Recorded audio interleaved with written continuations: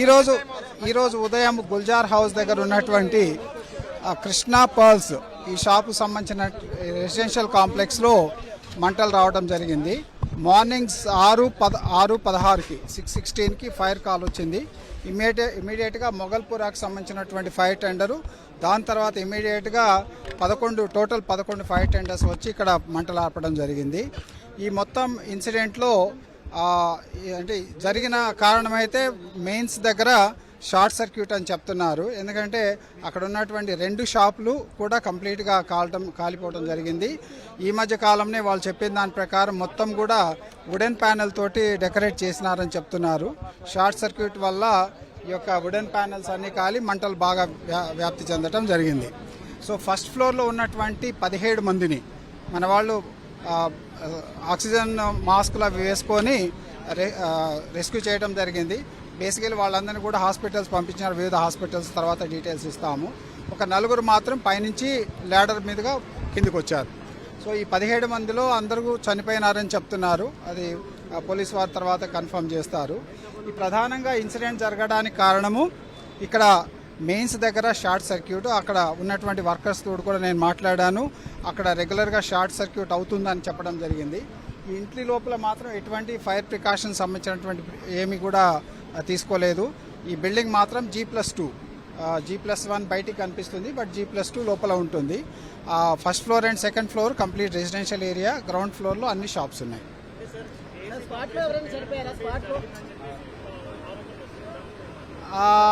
అంటే అక్కడ పరిస్థితి చూస్తే ఏసీ కంప్రెసర్ పేలడం కాదు, షార్ట్ సర్క్యూట్ లాగానే కనిపిస్తున్నది. ఎందుకంటే మెయిన్స్ అంటే సో ఇక్కడ మెయిన్ రోడ్ నుంచి మీరు చూసుంటారు, మెయిన్ రోడ్ నుంచి లోపలికి ఉంటుంది, చిన్న సొరంగం లాగా ఉన్న ప్లేస్లోంచి పోతే అక్కడ లోపల ఇళ్ళు ఉంటాయి. ఈ లోపల మొత్తం ఫస్ట్ ఫ్లోర్ పోయేది ఓన్లీ 1 మీటర్ స్టేర్ కేస్ మాత్రమే ఉంది. సో లోపల ఉన్నటువంటి ఇన్మేట్స్ రెస్క్యూ అయ్యేదానికంటే తప్పించుకునే మార్గమే లేదు. సో ఇది ఏంటంటే పాతకాల బిల్డింగు, అప్పుడున్నటువంటి నామ్స్ ప్రకారం కట్టి ఉంటారు. సో ఫైర్ ప్రికాషన్స్ ఏమాత్రం లేవు కాబట్టి ఈ పెద్ద ఇన్సిడెంట్ జరిగింది.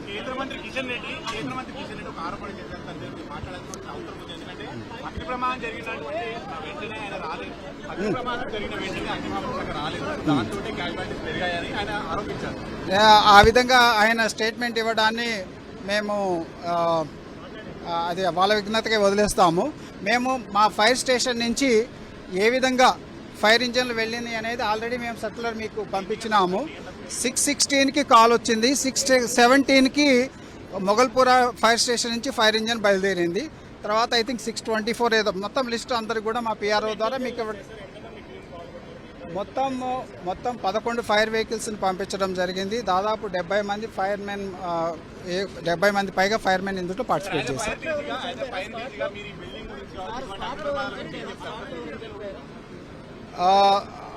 అంటే మనం అక్కడ చెక్ చేయలేదు, ఇమీడియట్గా హాస్పిటల్ పంపించడం జరిగింది. పాసిబిలిటీ ఉంది. సో ఇది ఏంటంటే యాజ్ ఎ ఫైర్ డీజీ ఈ యొక్క డిపార్ట్మెంట్కి కొంతకాలం నుంచి గమనిస్తున్నాము, ప్రజల యొక్క తీరును కూడా అబ్జర్వ్ చేస్తున్నాము.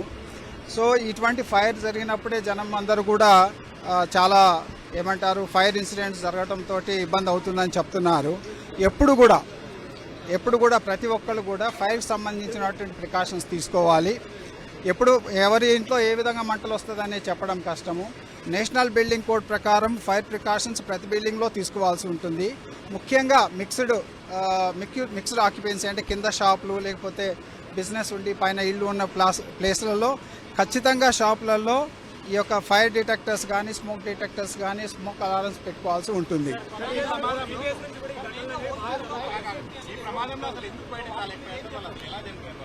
సో ఈ ప్రమాదంలో మొత్తం ఎంట్రన్స్ కూడా మీరు బయట నుంచి చూసేటటువంటి 2 మీటర్ల ఎంట్రన్స్ ఉన్నది, అది పూర్తిగా స్మోక్ తోటి మంటలతోటి నిండి ఉన్నది. దాంతోపాటే ఫస్ట్ ఫ్లోర్ పోయేటటువంటి ఏదైతే యాక్సెస్ ఉన్నదో అది ఓన్లీ 1 మీటర్ సైజ్ ఉన్నటువంటి స్టేర్ కేస్ మాత్రమే. Nobody can escape from that one.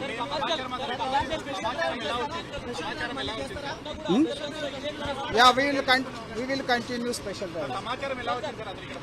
So 6:16కి టెలిఫోన్ కాల్ వచ్చింది, అది మనకి డీటెయిల్స్ లోపల అంటే మనకి వాళ్ళ రిలేటివ్స్ వాళ్ళు చెప్పే దాని ప్రకారం ఈ చనిపోయినటువంటి 17 మంది కాకుండా ఇంకొక 4 ఉన్నారని చెప్తున్నారు. ఆ 4 కూడా ఫస్ట్ ఫ్లోర్ సెకండ్ ఫ్లోర్లో ఉన్నారు. వాళ్ళు ఎస్కేప్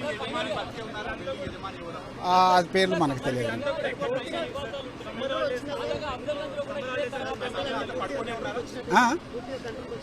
కంప్లీట్ మంటలు ఎప్పుడో ఆర్పేస్తున్నాము. కంప్లీట్ అందరు కూడా పడుకొని ఉన్నారు.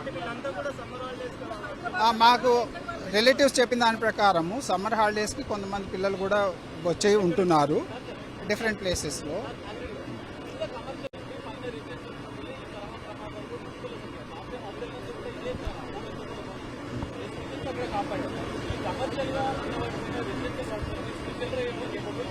ఇది ఇది ఇటువంటి కమర్షియల్ కింద కమర్షియల్ ఉండి పైన రెసిడెన్షియల్ ఉన్నాయి. హైదరాబాద్లో లక్షలాది బిల్డింగ్స్ ఉన్నాయి. అది ఆల్మోస్ట్ నిజాం టైం నుంచి కూడా ఇవి బిల్డింగ్స్ నిజాం టైం నుంచి కూడా ఈ బిల్డింగ్స్ ఉన్నాయి. సో ఫైర్ చట్టం రాకముందు నుంచి కూడా చాలా బిల్డింగ్స్ ఉన్నాయి. మా రిక్వెస్ట్ మీ ద్వారా ఏంటంటే ప్రతి ఒక్కళ్ళు కూడా ప్రికాషన్స్ తీసుకోవాలి. లక్షలాది బిల్డింగ్లలో ప్రతి బిల్డింగ్ని ఫైర్ డిపార్ట్మెంట్ విజిట్ చేయడం అనేది డిఫికల్ట్. కానీ చట్టంలో రాసినారు, నేషనల్ బిల్డింగ్ కోడ్లో రాసినారు. చిన్న చిన్న ప్రికాషన్స్, ఒకటి ఫైర్ అలారం పెట్టుకోవాల్సి ఉంటుంది. రెండవది ఆ యొక్క ఫైర్ ఎక్స్టింగ్విషర్స్ ఏమన్నా ఉంటే అవి పెట్టుకోవాలి. ఈ చిన్న చిన్న ప్రికాషన్స్ తీసుకుంటే చాలా వరకు ఈ సమస్యను అది. సో అందుకోసమే గత సంవత్సరం దాదాపు 8,000 పైగా మనం అవగాహన కార్యక్రమాలు నిర్వహించినాము. ఎప్పుడు కూడా మన డిపార్ట్మెంట్ ప్రతి కాలనీ ప్రతి ఏరియాకి పోయి కూడా అవగాహన కార్యక్రమాలు చేస్తూ ఉంటారు.